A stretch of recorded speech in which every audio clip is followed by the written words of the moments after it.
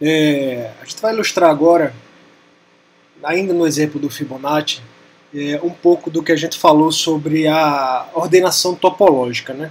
Ou seja, da forma como a gente resolveu o Fibonacci, o que foi que a gente fez? A gente começou, a gente pegou a definição básica, então, por exemplo, o Fibonacci de 5, né? Fibonacci de 5 a gente decompôs ele em dois subproblemas, que é o Fibonacci de 4, né, que é o Fibonacci de n-1, mais o Fibonacci de n-2. Então, 4 e 3. Esse de 4, por sua vez, vai ficar 3 e 2. O de 3 vai ficar 2 e 1. O de 2 já vai ser a condição de parada, né, do algoritmo. O de 3 vai ser 2 e 1. E aí, nesse caso, ambos já terminam aí na condição de parada. Então, a forma recursiva como a gente fez esse algoritmo foi o que a gente chama de top-down. Quer dizer, a gente começou chamando a função recursiva do Fibonacci de 5, e depois a gente chamou o Fibonacci de 4, depois de 3, então foi de cima para baixo, tá? Foi top-down. Uma outra abordagem que se usa também com programação dinâmica é você resolver o problema bottom-up, ou seja, de baixo para cima. Para você fazer isso, nesse caso aqui, o que é que a gente precisaria fazer? Entender como é que essa sequência de chamadas recursivas é resolvida. Você lembrar do código que a gente tinha um trecho do código que estava assim: f de n-1 mais f de n-2. Ou seja, sempre quando ele fosse chamar essa função, ele ia chamar primeiro esse lado daqui, que é, no caso aqui, esse ramo à esquerda. Então sempre ele iria fazer o ramo à esquerda do nó. Então ele ia primeiro para cá, depois para cá, depois para cá. Quando chegasse aqui, chegou na condição de parada, então ele começa a voltar. Então se você... vamos lá, aí ele vem até o 2 e retorna o valor. Aí vem para o 3. Aí no caso do 3 ele ia chamar esse outro lado aqui, que é justamente a condição onde o n é 1. Então ele ia resolver isso aqui, depois iria retornar para o 3 e assim por diante. Então, se você reparar, a ordem com que os problemas são resolvidos, primeiro são sempre resolvidos esses nós folhas. Então, primeiro, para você resolver o 3, você resolve primeiro o 2, que é um subproblema menor do que o 3. E resolve primeiro o 1 também.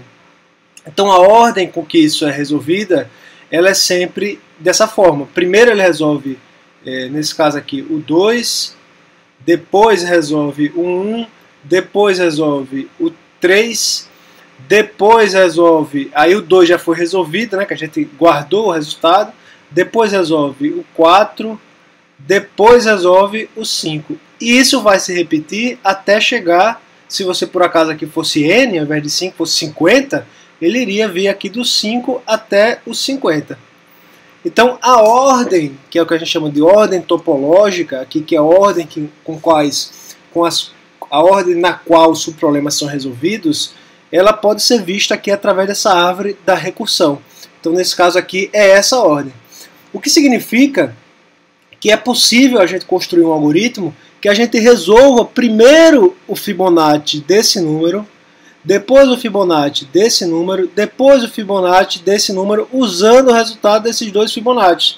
Depois o Fibonacci desse número, usando, e assim por diante, o resultado do que já foi resolvido aqui para trás. Depois a gente vai resolver o Fibonacci de 5, usando o que já foi resolvido aqui para trás. Então essa é que é a lógica da gente construir o algoritmo bottom-up. E como é que a gente pode fazer isso?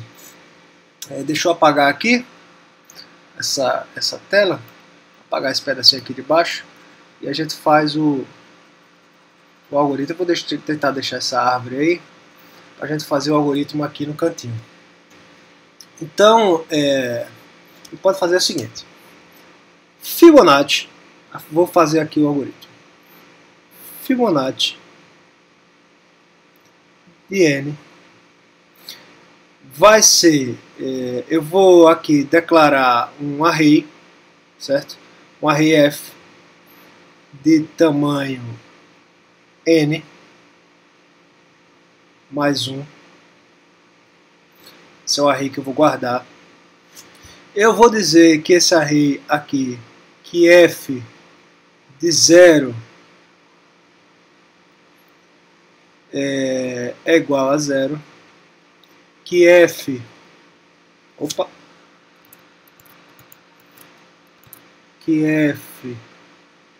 de 1 é igual a 1. E eu vou fazer um loop aqui, for i igual a 2, enquanto i for menor ou igual a n, i mais, eu vou fazer o seguinte: Fibonacci f de i vai ser igual a f de i menos 1 mais f de i menos 2. Aqui eu termino meu for e no final return f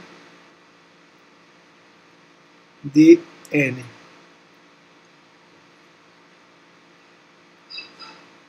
Pronto. Ou seja, o que foi que a gente fez? A gente manteve a ordem aqui, a gente tirou as chamadas recursivas, criamos um array para guardar o resultado dos subproblemas que já foram resolvidos e a gente foi construindo de trás para frente. Então a gente veio usando essa ordem topológica aqui, a gente resolveu primeiro as folhas dessa árvore e aí a gente foi construindo a solução até chegar no f de n, nesse caso aqui o f de 5. Então foi isso que a gente fez aqui. Se a gente for parar para olhar os princípios lá da programação dinâmica, a primeira coisa que a gente fez foi: quem é o nosso subproblema? Nosso subproblema aqui é o f, para resolver o f daquele n, o f de k no caso. E aí, para resolver o f de n, eu quebrei dois subproblemas, o f de n menos 1 e o f de n menos 2. Desse jeito aqui que a gente fez, o que foi que a gente fez? A gente foi lá para o caso base da nossa parada da recursão e eu já sei os resultados dele. Então, o f de 0 é 0, o f de 1 é 1. A partir daí, todos os demais f's são construídos fazendo a soma dos dois anteriores, f de n menos 1 e f de n menos 2. Como eu já tenho 0 e 1, eu faço f de 2, que vai ser o f de 1 menos f de 0. Aí a partir desse momento eu tenho 0, 1 e 2. Aí depois vai para o f de 3, fazendo f de 2 mais f de 1. E o f de 2 eu acabei de calcular na última iteração. E assim você vai preencher esse array aqui com todas as possibilidades. E essa é a nossa solução bottom-up. É só para mostrar um exemplo de código, tá aí o código dessa solução implementado em C++. Você vê que está muito parecido aí com o que a gente acabou de mostrar.